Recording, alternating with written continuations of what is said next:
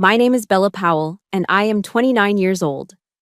I stood there in my ivory lace dress, my hand over my husband Caleb's as we made the first ceremonial cut into our wedding cake. The room, bathed in the warm glow of fairy lights, was filled with the cheerful applause and laughter of our 60 guests.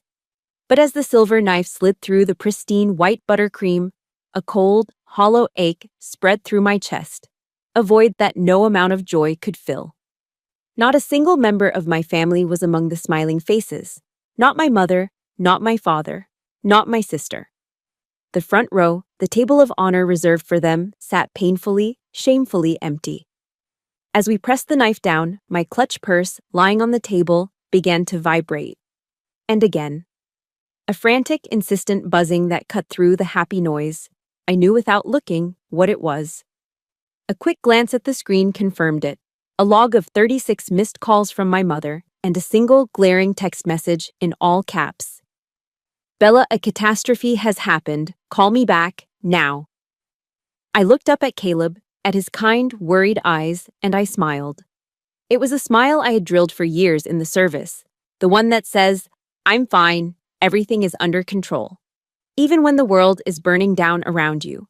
If you've ever had to smile while your soul was screaming, you understand why. Tonight, something had to end. If you have ever been made to feel invisible or less than by the very people who were supposed to build you up, please show your support by hitting that like button. It means the world to me, and I'd love to know I'm not alone in this fight, so please drop a comment and let me know what city or state you're listening from right now. To understand why my own family would abandon me on my wedding day, I need to take you back to the beginning. I grew up in what looked like a perfectly normal, upper-middle-class family in Georgetown, Texas.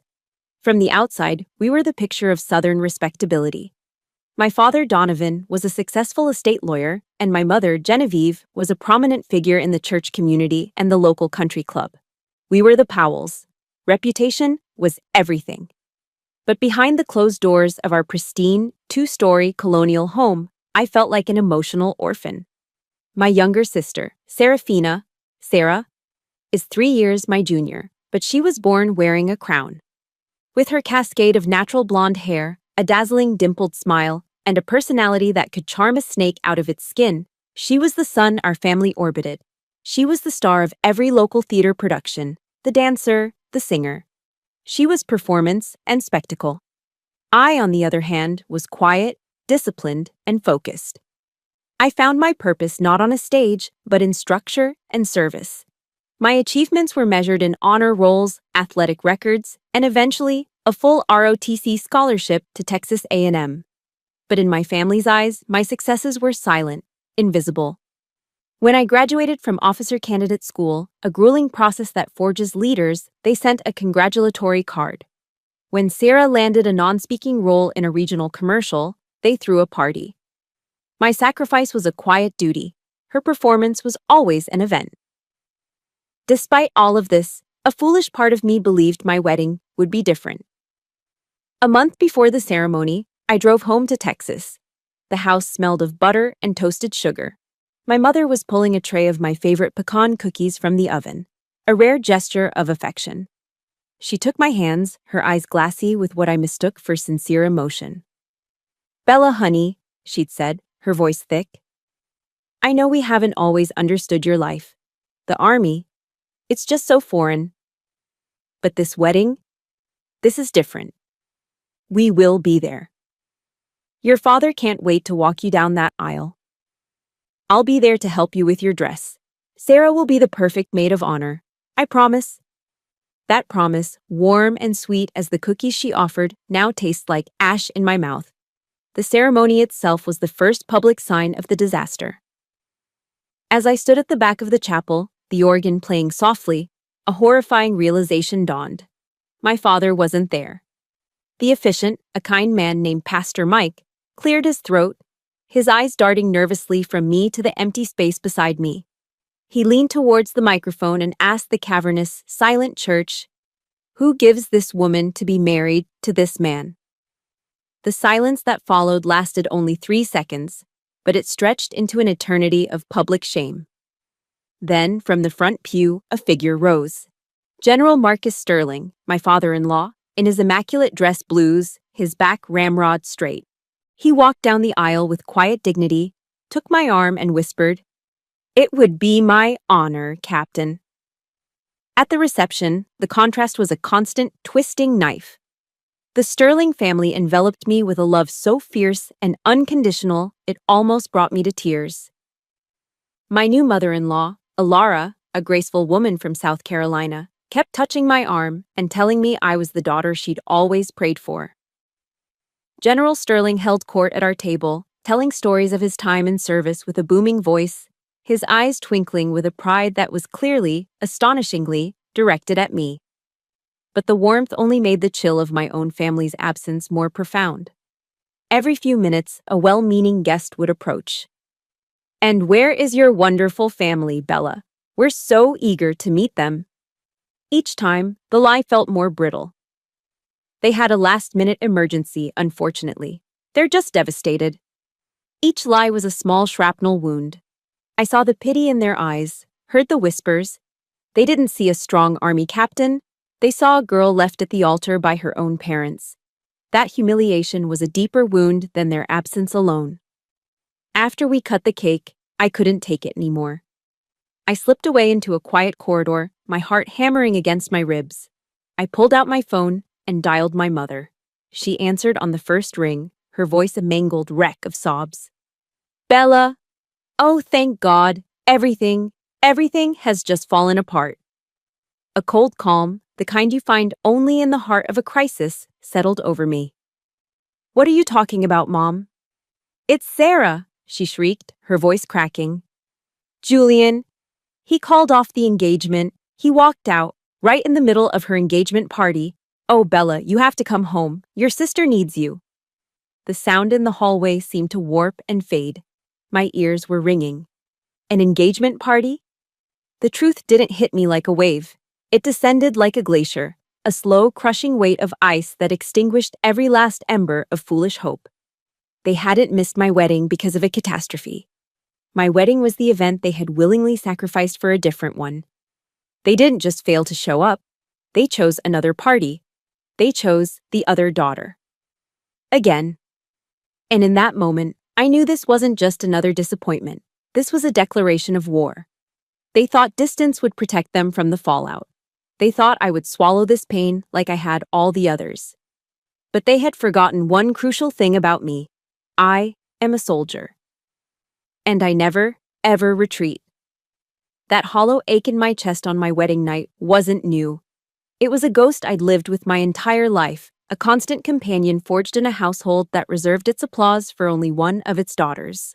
To understand the deliberate choice they made that night, you have to understand the thousands of smaller choices that came before it.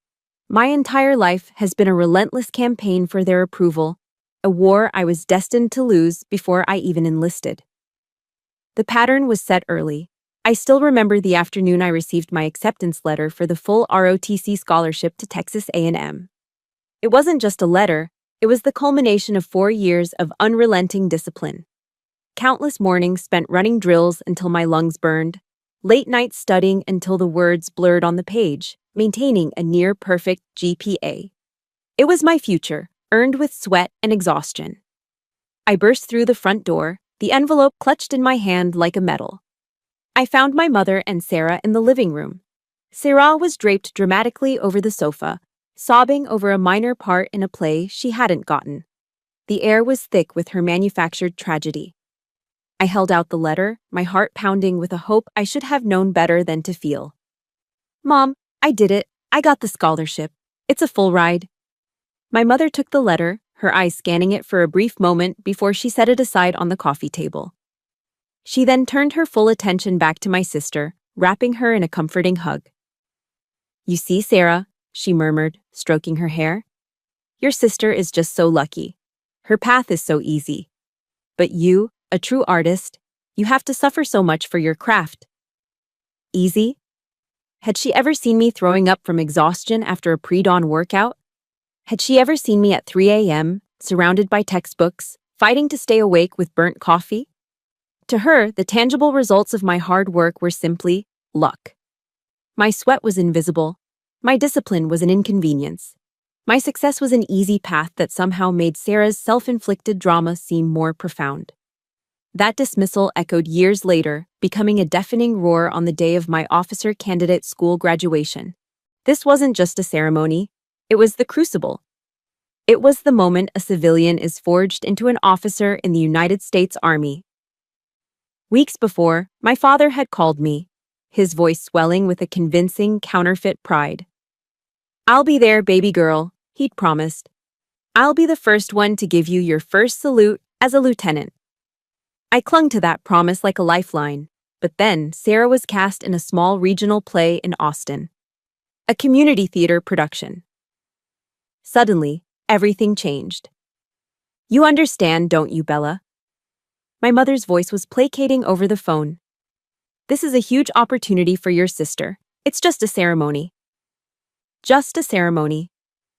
4 years of relentless effort, of pushing my body and mind to their absolute limits, of earning the right to lead soldiers, were dismissed in 4 simple words. That night, I scrolled through my phone and saw the pictures they'd posted.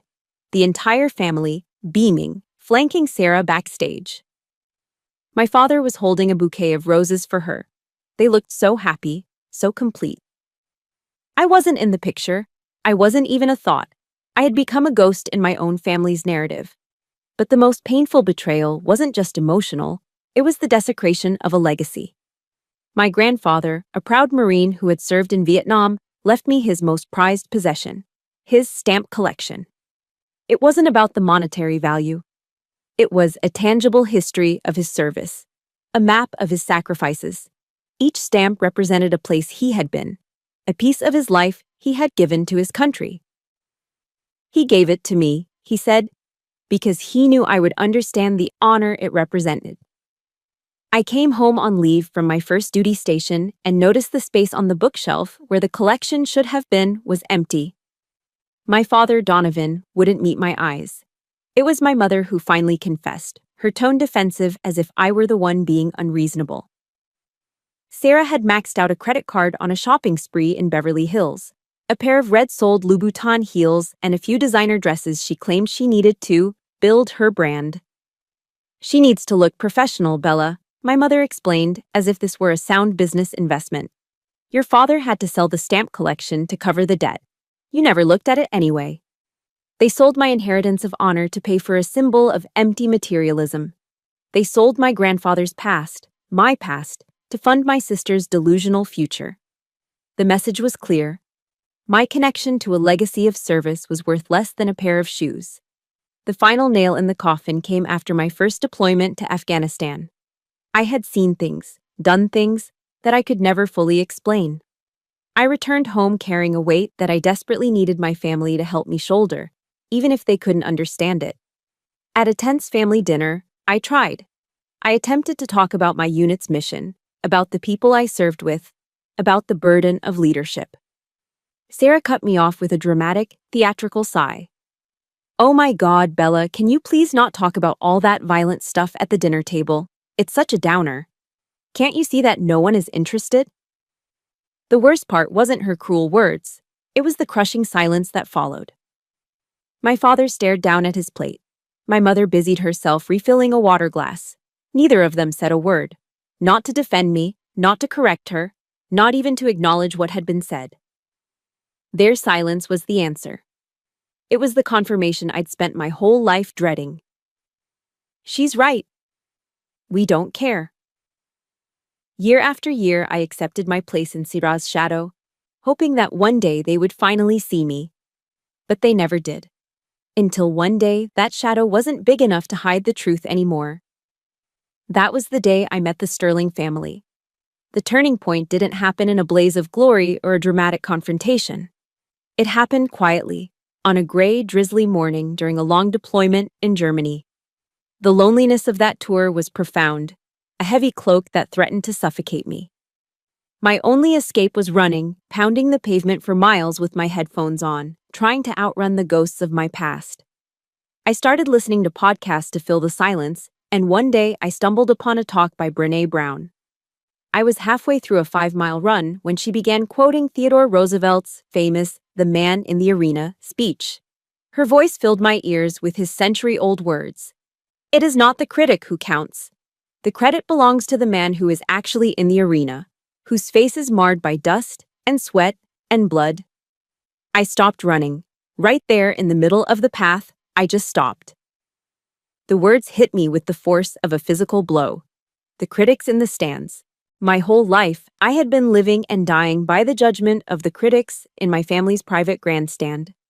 I had been fighting battles they refused to acknowledge, covered in the dust and sweat of my own efforts, all while desperately seeking a nod of approval from people who weren't even in the fight.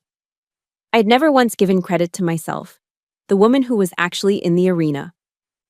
I sat down on the wet curb, my breath ragged, and I just wept. Not tears of sadness, but tears of a painful, liberating recognition. Those words weren't just an inspiration, they were an order. My new mission. From that day forward, I decided I was no longer fighting for their approval. I was fighting for myself. A few months after returning stateside, I met Caleb. It was at a fundraiser for the Wounded Warrior Project, an event I usually avoided. But something told me to go that night. He didn't use the typical awkward lines civilians use when they meet a soldier. He didn't ask if I'd killed anyone. He didn't thank me for my service in that rehearsed, detached way. Instead, he looked me in the eye and asked about the weight of leadership. He asked what it felt like to be responsible for other people's lives. On our third date, I took a leap of faith. I told him about my family. I braced myself for the usual, well-meaning but useless responses. I'm sure they love you in their own way. Or, family is complicated. I was prepared to build my walls back up. But Caleb didn't say any of that. He just listened, his gaze never leaving mine. When I finished, a heavy silence hung in the air. Then, he reached across the table, took my hand, and said the words that changed everything. That's not love, Bella. That's control.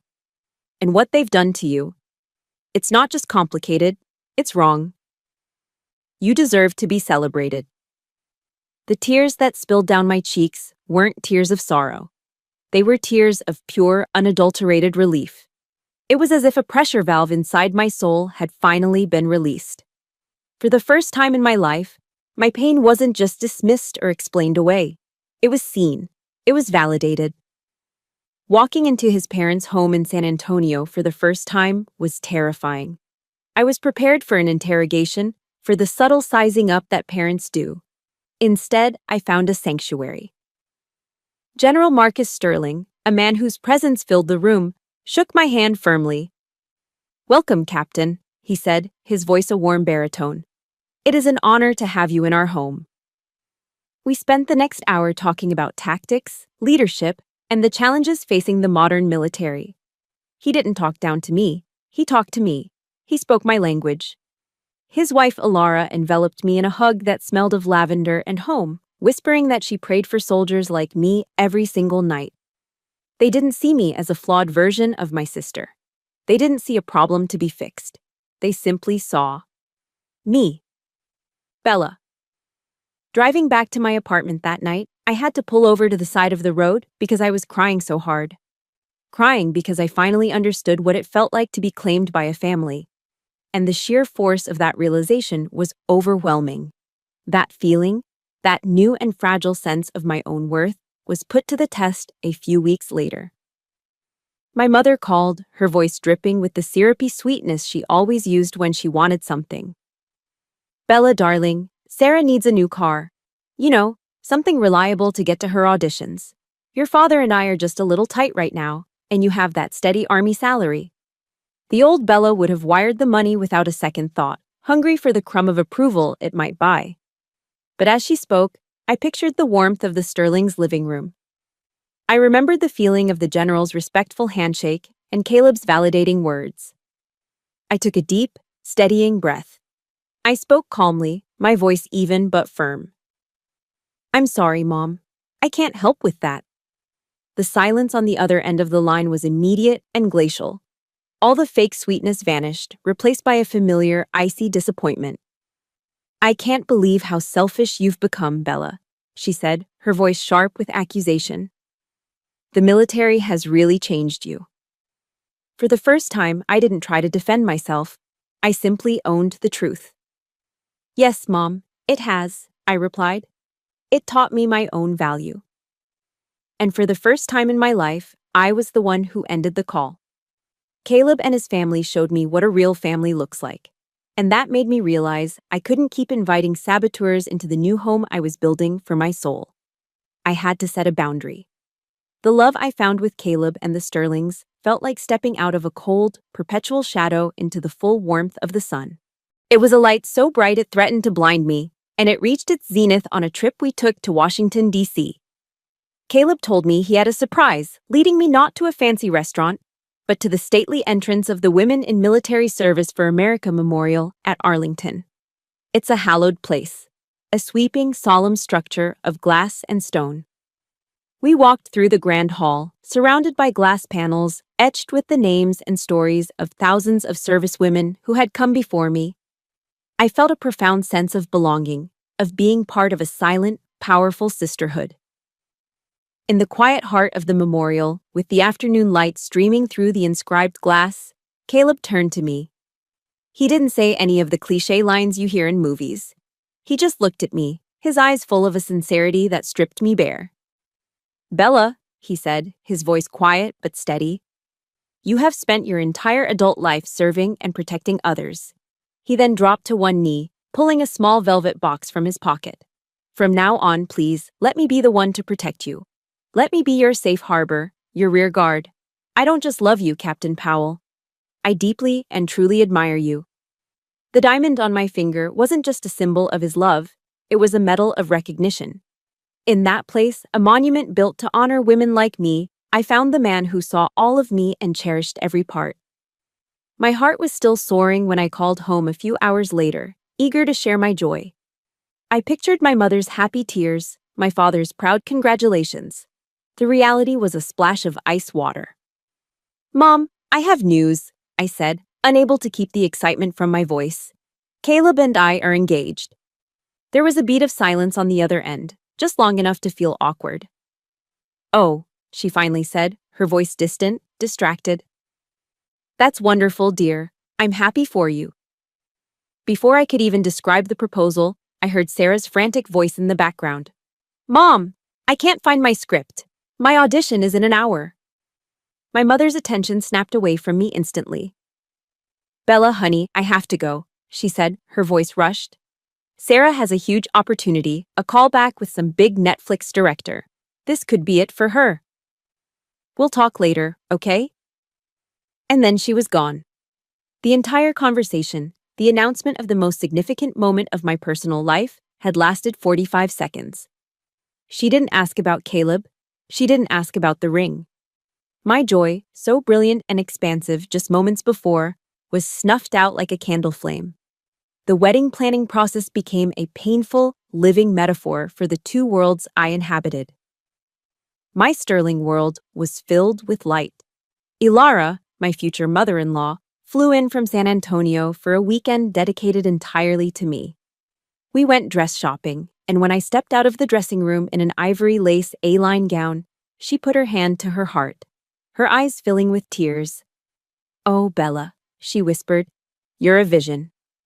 She sat with me for hours, helping me with the guest list, debating the merits of roses versus peonies, her excitement as palpable and genuine as my own. My Powell world was shadow.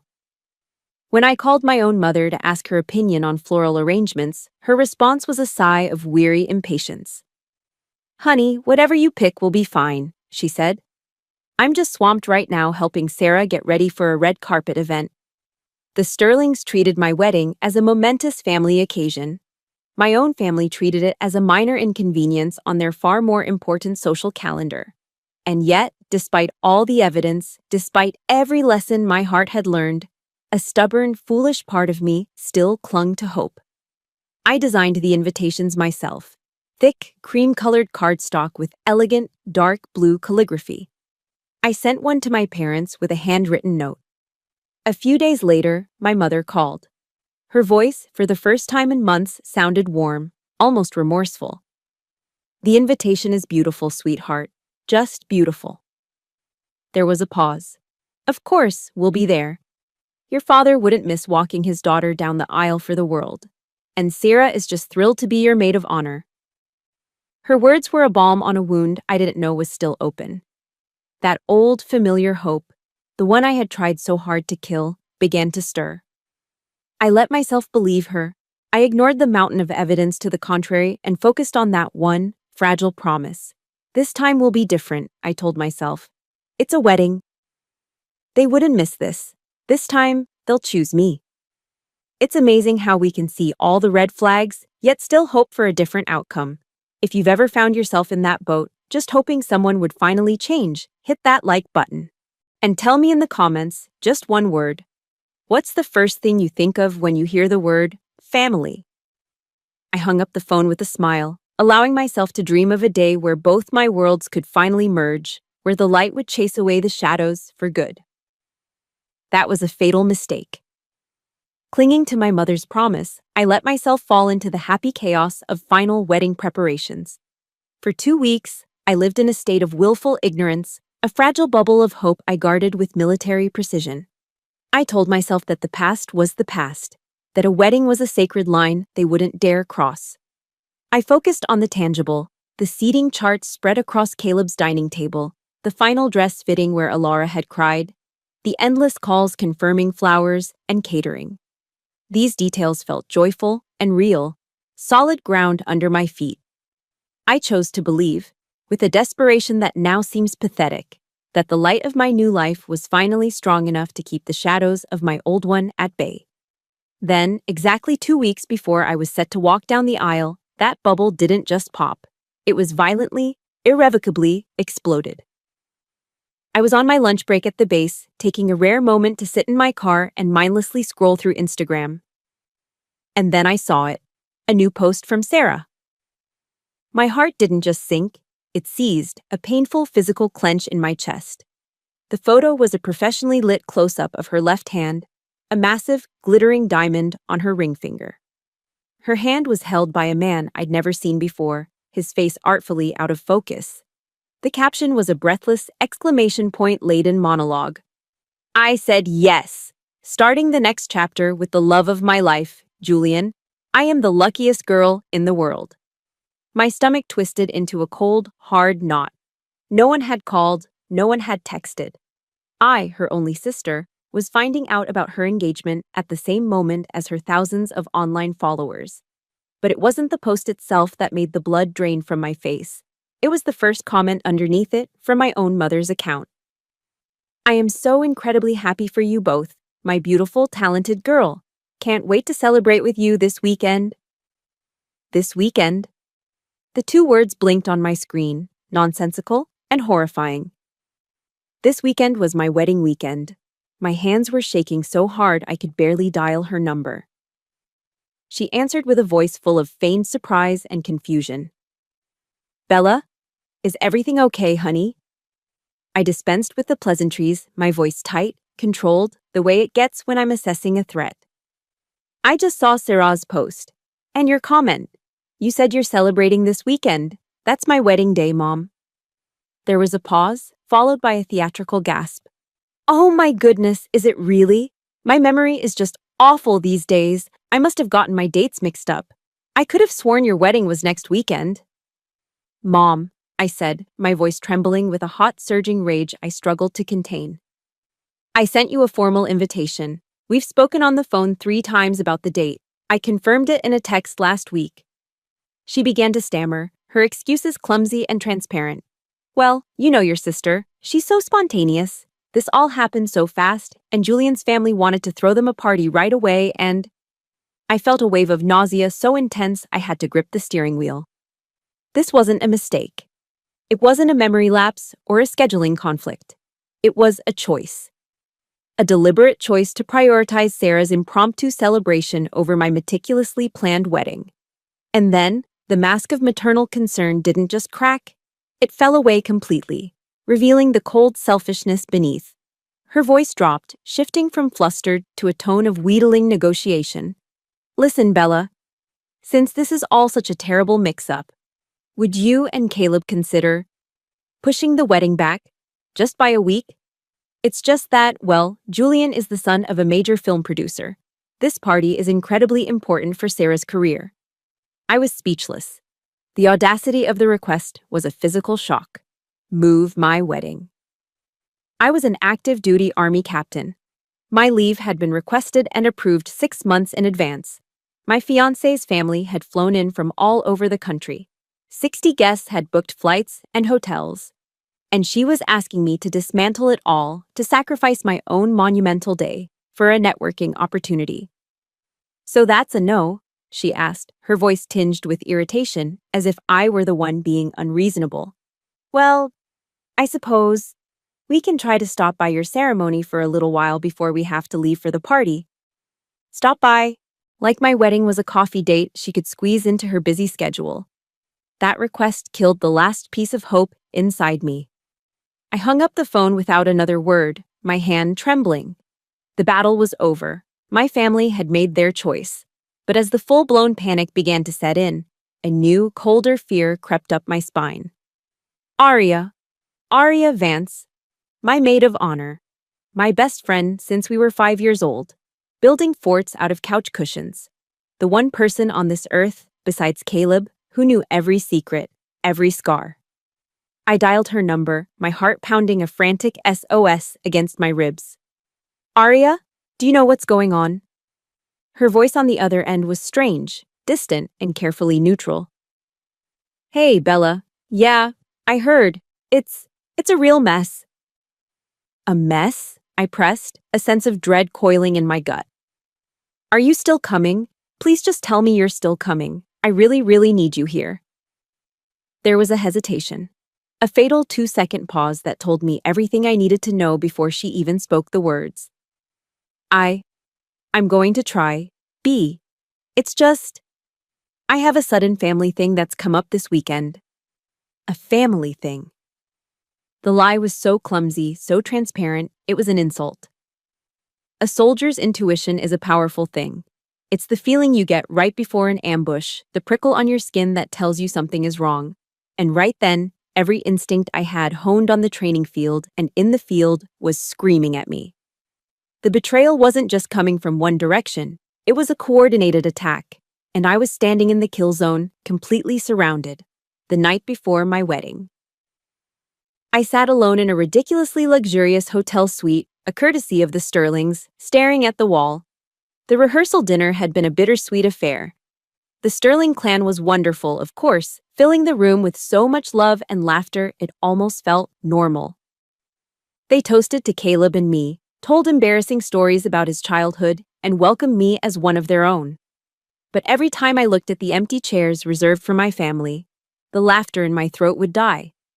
After returning to my room, propelled by a final, desperate sliver of hope I couldn't seem to kill, I picked up my phone.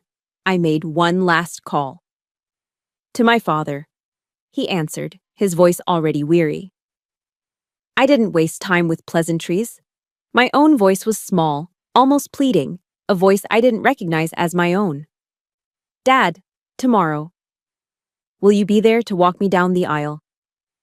The silence on the other end of the line was long and heavy. It was filled with everything he couldn't or wouldn't say. Finally, he sighed, a sound of pure exhaustion. Bella, I'm sorry. Your mother is just so stressed with Sarah's party. She needs me here. You're strong, honey. You'll be okay. He didn't say, I'm choosing Sarah. He didn't have to. I heard it in the silence. For my entire life, my strength had been my defining characteristic in their eyes. But it wasn't a compliment. It was an excuse to neglect me, to abandon me, because the strong one doesn't need support. The strong one will always be okay. The call ended, and with it, the last ember of hope died, leaving behind nothing but cold ash. My fingers moved on their own, a numb, reflexive action. I opened Instagram, and there it was. Sarah had posted a new photo an hour ago, a mirror selfie showing her preening in a shimmering emerald green cocktail dress. The caption read, "Final fitting for the big day tomorrow." But it wasn't the picture that made my heart stop beating in my chest. It was a comment beneath it from the verified account of Aria Vance, my maid of honor, my best friend.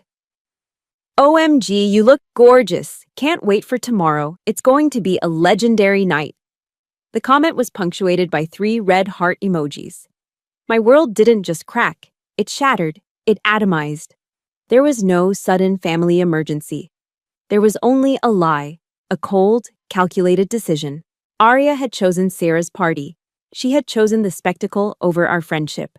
My best friend, the keeper of all my secrets, the one person I thought I could count on when the world fell away, had just driven a knife straight through my back. A few minutes later, as if on cue, my phone buzzed with a new text. It was from Arya. Bella, I am so sorry. This is all just so complicated. Sarah told me you already found one of your army friends to step in as maid of honor, and I didn't want to make things awkward for you. I figured it would be less stressful for everyone if I just went to Sarah's party instead. I really hope you have a wonderful day tomorrow. I read the message once, twice, a third time. The words swam in front of my eyes, each one dripping with a cowardly, self-serving poison. No real apology, no ownership, just excuses, blame-shifting, and a pathetic attempt to frame her betrayal as an act of consideration. She didn't even have the courage to call. She chose a side, and it wasn't mine. A guttural sound, something between a sob and a scream, tore from my throat. I stood up, my body trembling with a rage so pure and white-hot it felt like it would incinerate me from the inside out. I pulled my arm back and hurled my phone at the opposite wall. It hit with a sickening crack and exploded into a spiderweb of glass and plastic, sliding to the floor in a shower of dead electronics. Just like me. Broken. I slid down the wall and curled into a ball on the plush carpet, surrounded by the glittering debris of my shattered life. The tears wouldn't come. I was hollowed out, scraped clean of everything but a vast, empty numbness. Have you ever hit a moment so low that you felt completely and utterly alone, where it felt like everyone you counted on had abandoned you? If you know that feeling, please hit that like button to let me know I'm not the only one who's ever been there. And in the comments, just type the word strong if you believe that hitting rock bottom is the first step to fighting your way back up. I was done. I would call Caleb in the morning on the hotel phone, cancel the wedding. I couldn't face him. I couldn't face the pity in the Sterling's eyes or the whispers of the guests. I just wanted to disappear. It was in that moment of absolute stillness, when I had truly given up, that I heard a soft knock at the door. Room service, I thought dully. I ignored it. The knock came again, firmer this time, more insistent. An irrational spike of anger surged through my apathy. Annoyed, I dragged my broken body off the floor, ready to snarl at whoever was on the other side. I pulled the heavy door open. Standing in the hallway was Cadence Reed, my freshman year college roommate, a woman I hadn't seen or spoken to in nearly 5 years. She took one look at my tear-streaked face, my disheveled state, then glanced past me at the wreckage of my phone on the floor. A slow, knowing look crossed her face. "You look like hell, Powell," she said, her voice calm and steady. "Looks like I got here just in time." I just stared, frozen in the doorway, at the ghost from my past standing in the hallway. Cadence Reed. She stepped calmly into the room, her eyes taking in the scene with the cool assessment of a field medic. She walked over, picked up the 2 largest pieces of my shattered phone, and then looked directly at me. "I saw Arya's post. And then I saw your sister's," she said, her voice even, without a trace of pity. "I booked a red-eye flight out of Chicago an hour later. Figured you might be short a maid of honor." I finally found my voice, a weak, hoarse whisper. "Why? Cadence, we haven't spoken in years." She shrugged, a simple, no-nonsense gesture I remembered from our dorm room days. "Freshman year, you spent an entire semester tutoring me in chemistry when I was about to flunk out," she stated, as if it were the most obvious thing in the world. "Loyalty doesn't have an expiration date, Powell." And just like that, she got to work. She didn't ask a lot of questions. She didn't force me to relive the betrayals. She simply saw the mission in front of her and executed. She swept the glittering shards of my phone into a dustpan from the housekeeping cart, called down to the front desk for a replacement, and began to impose order on my chaos. She acted as if stepping in as a last-minute maid of honor for a friend she hadn't seen in half a decade was the most normal thing in the world. Her calm competence was a lifeline in my sea of despair. Cadence opened her small suitcase, pulled out a clean set of silk pajamas, and handed them to me. "Go take a shower, Powell. You look like you need it." Her using my last name felt grounding, a callback to a time when I was just a determined cadet, not this broken thing on a hotel room floor. When I emerged from the hot steam of the shower, feeling slightly more human, she had transformed the suite. My ivory wedding dress was hanging, perfectly steamed, from a hook on the door. My shoes were placed neatly beside it. The room was tidy, the chaos contained. The navy blue bridesmaid dress meant for Aria was laid out on a chair, a vibrant symbol of betrayal. Cadence looked from the dress to me, her lips pursed. "Well," she said matter-of-factly, "that's definitely not going to fit me." She paused. "I'll handle it." Without another word, she opened her laptop, found a high-end department store with an early opening time, and booked an Uber. An hour later, she returned with a shopping bag. Inside was a simple, elegant navy dress that fit her perfectly. No drama, no complaints. Just a problem identified and solved. That single proactive act of loyalty was worth more than 1,000 empty words of comfort. It was support made tangible. The morning passed in a strange, surreal calm. As the makeup artist worked on my face, turning me into the image of a blushing bride I did not feel I was, there was a firm knock on the door. I expected Caleb, but it was General Marcus Sterling. He was dressed in his formal Army service uniform, the deep blue jacket immaculate, his chest a testament to a lifetime of service, covered in ribbons and medals that glinted in the morning light. He looked at me, his eyes kind, but with the unmistakable authority of a commander.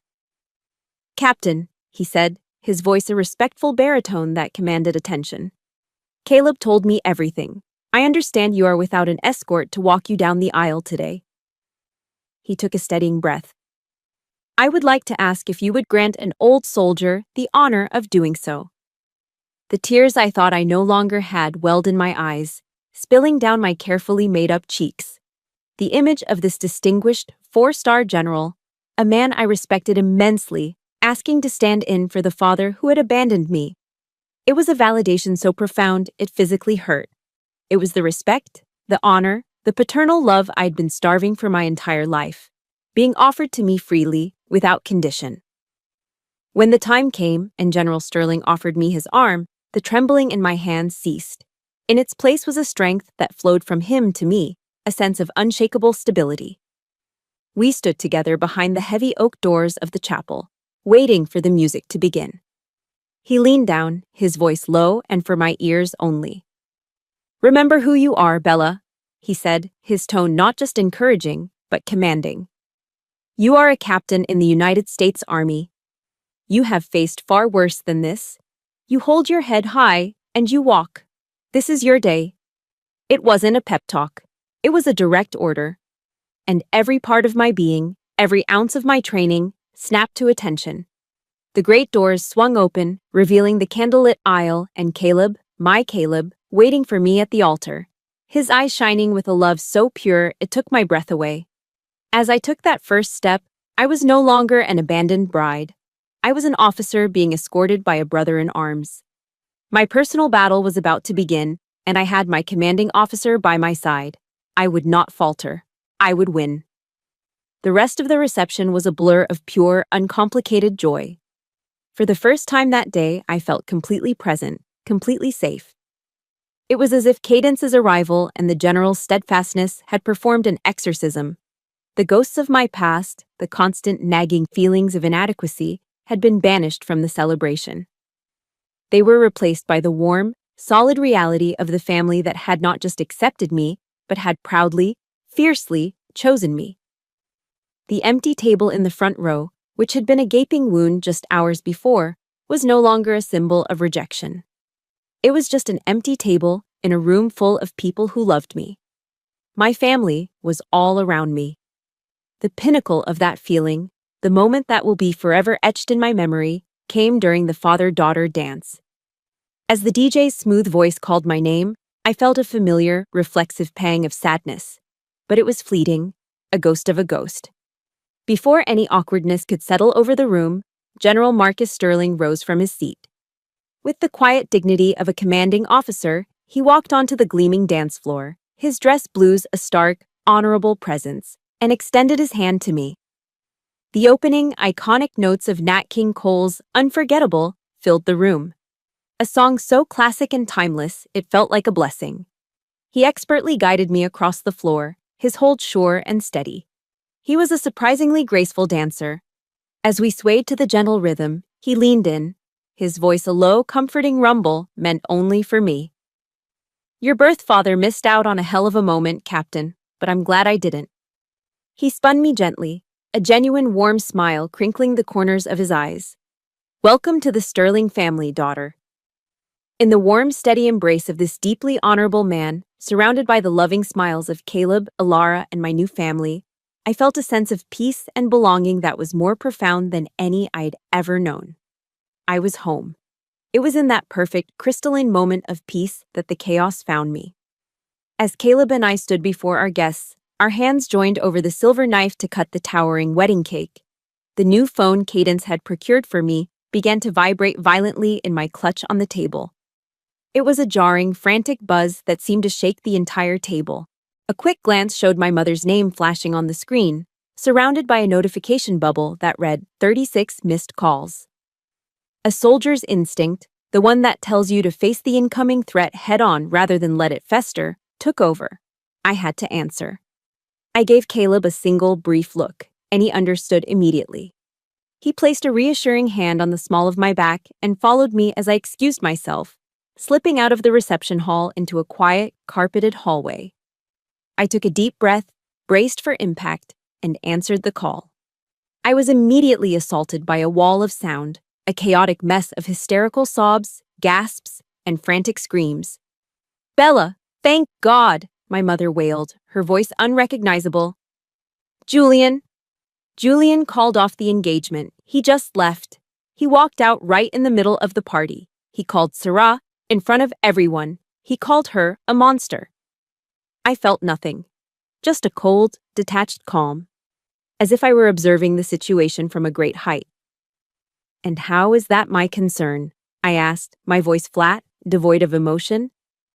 "It is your concern," she shrieked, her voice cracking under the strain. "It's because of you. He did it because of you. Sarah." She got emotional. She had too much champagne, and she confessed everything to him. The whole thing. Through my mother's ragged, incoherent narrative, the pieces of a sickeningly intricate puzzle began to fall into place. This wasn't a coincidence. This was a conspiracy. Sarah had intentionally, maliciously, planned her engagement party on my wedding day. It was a calculated power move, a loyalty test designed to force our parents to choose, knowing full well they would always, always choose her. But the deception went deeper, into a realm of psychological warfare that was truly pathological. To ensure their compliance and to paint me as the villain, Sarah had taken my parents' phones, blocked my number, and then created a fake text conversation with a contact she labeled Bella. Using the sterile, efficient military jargon she'd heard me use over the years, she had crafted messages designed to make me sound like a cold, heartless soldier who wanted nothing to do with her family. My mother tearfully recited some of them between sobs. "Mission protocols prevent civilian guests. Do not attend. Will report back post-op." Another one, she cried, said, "Your presence would be a logistical complication I cannot afford at this time." Sarah had intercepted my beautiful, handwritten invitations, hiding them away before they could ever be seen. She told our parents I was having a small military-only ceremony and that I had explicitly said I felt they would be a burden. And they believed her. Of course, they believed her. As my mother finally choked out in a moment of horrifying honesty, "We believed it because it was easier, Bella. It was easier to believe you had become some cold stranger than to face the decades of everything. It was easier to be the victims of my coldness than the architects of my pain. And Arya, my best friend?" She had been neutralized with a different, more insidious tactic. Sarah had shown her a separate set of fabricated texts, supposedly from me. In this version, Bella had explained gently that she had chosen a closer army comrade to be her maid of honor and didn't want to put Arya in an awkward position. She said you told her you would understand if she were busy. My mother relayed what Sarah had told them. Sarah told her to just come to her party instead, that it would be less awkward for everyone that way. Arya, ever the one to avoid conflict, and perhaps a little too eager to believe an easy lie that got her out of a difficult situation, had taken the out. The sheer scale of the deception, the sociopathic level of planning and manipulation. It was more than just selfishness. It was the work of a monster.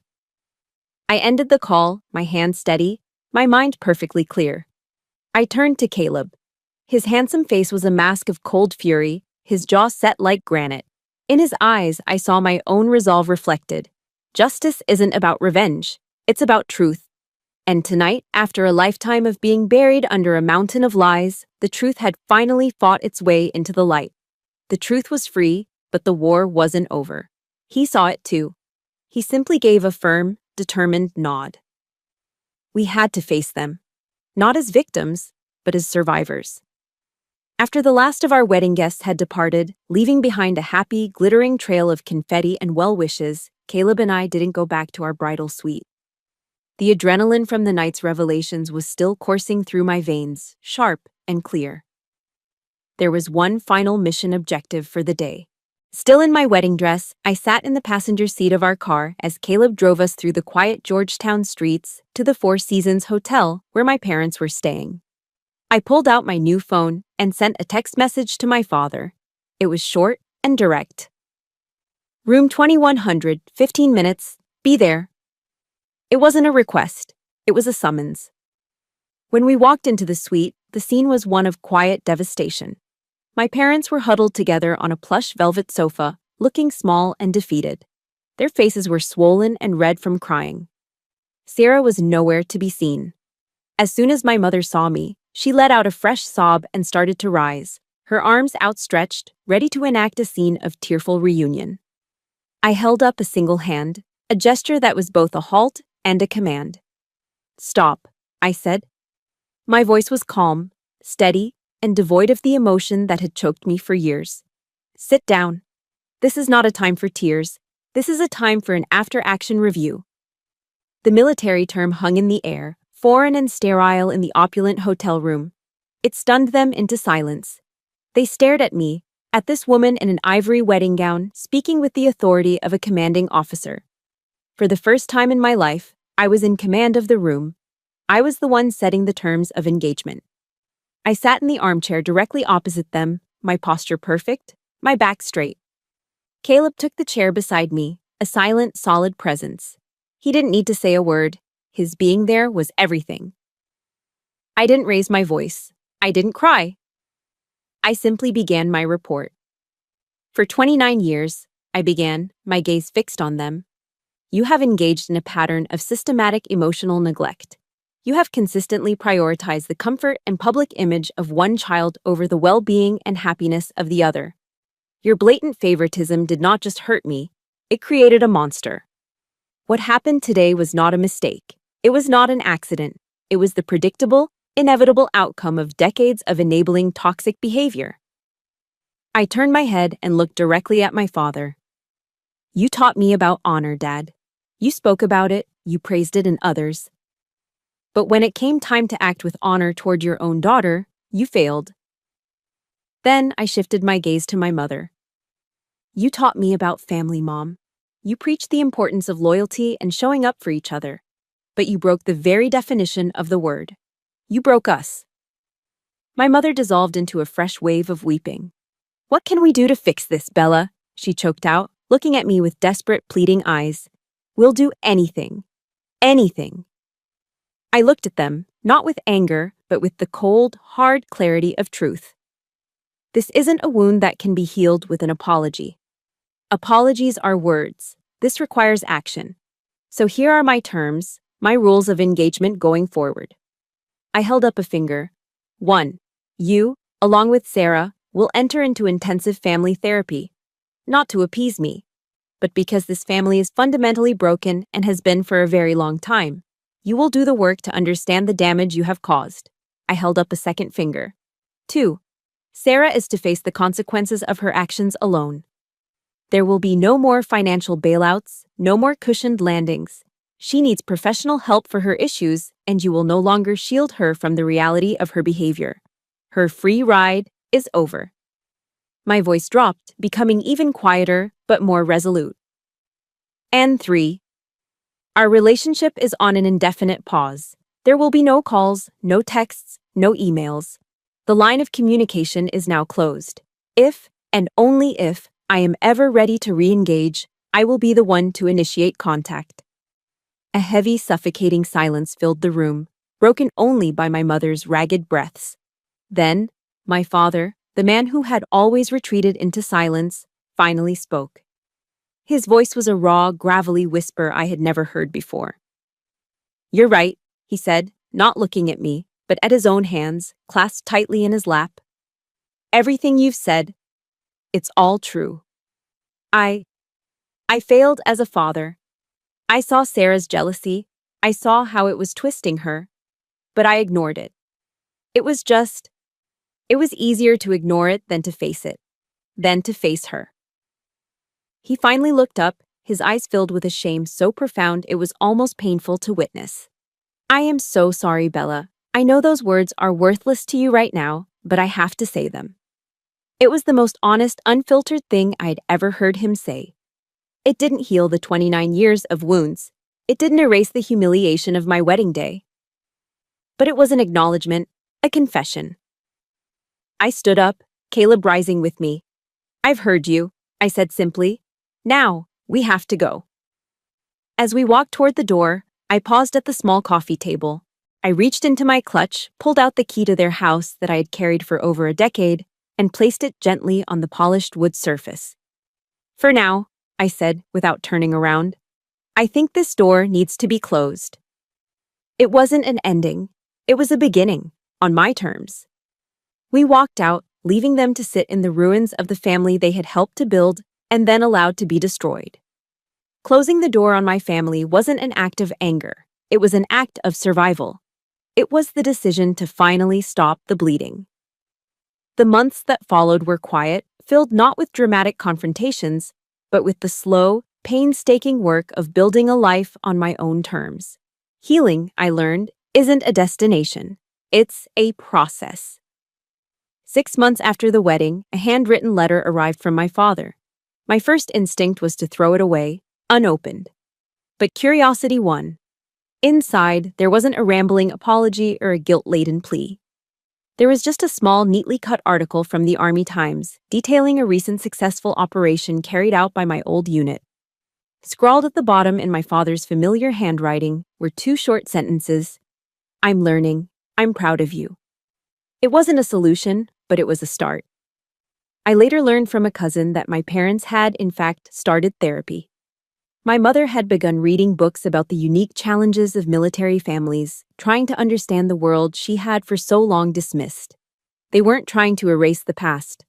For the first time, they were trying to understand it. Sarah had also started therapy and moved to another city, a quiet attempt to start over, away from the wreckage she had created.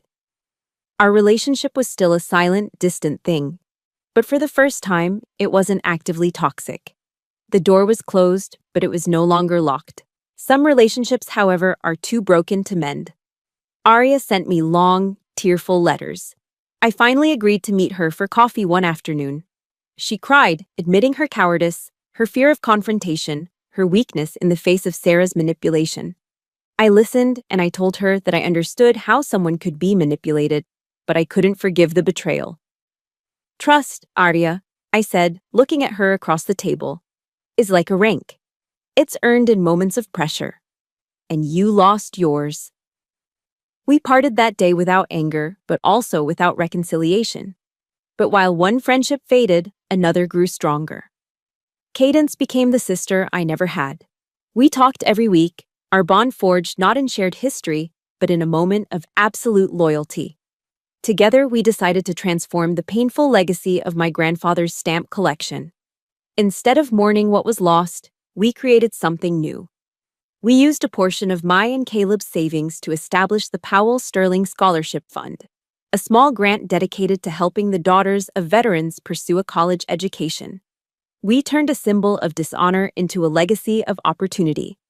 On our first anniversary, the Sterlings threw a casual backyard barbecue at their home in San Antonio.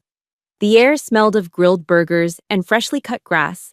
Laughter echoed across the lawn as their family and our closest friends gathered. There were no ghosts, no empty chairs, just the easy, unconditional love of a family that felt truly mine.